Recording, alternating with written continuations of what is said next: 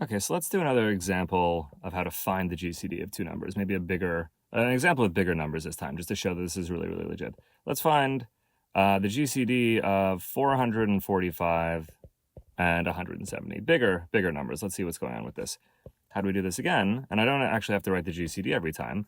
I'm just going to take, this is from our last one. Let's get rid of that. We don't want that stuff. Whoa, sorry. Okay, here we go. We're going to have in brackets 445 and 170. So just pretend I'm writing a GCD every time. The idea is that the GCD of, as we mentioned in the last video, 445 and 170 is the same as the GCD of 445 minus any multiple of 170 that we feel like. So I could just subtract 170, or I could think, what's 2 times 170? I think this is 340. So we could subtract 340 from that, and the GCD of 445 and 170 will be the same as GCD of 445 minus 340 and 170. And 445 minus 340, I think that's 145 and 170. Wait, no, 105, 105, even smaller, just 105. Perfect. 105 and 170. And now 105 is the smaller number, and we're going to subtract that from 170 with maybe marker instead of highlighter there for the brackets. This is the GCD of 105, and when we subtract 105 from 170, we get 65, I think, right? That's going to be 65. That's a smaller number, and we'll subtract that from 105, and we're going to get, this is going to be 40 and 65, because 105 minus 65 is 40. Then we subtract the 40 from the 65. This is going to be 40 and 25.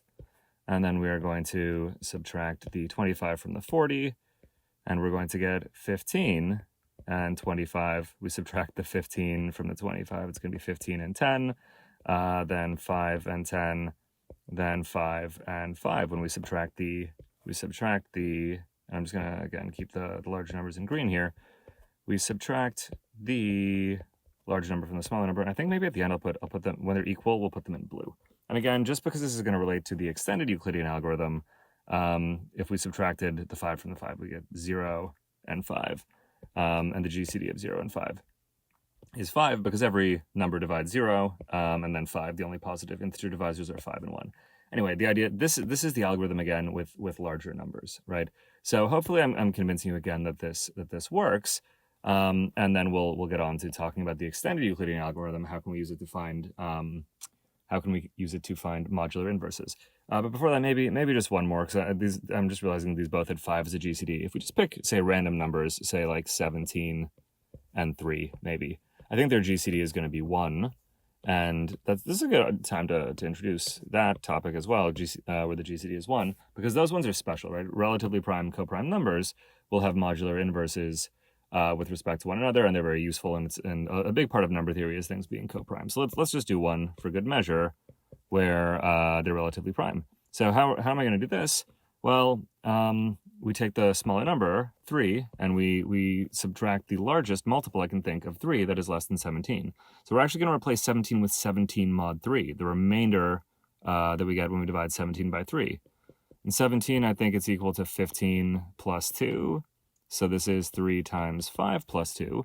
And so we're going to replace 17 with 17 minus 3 times 5.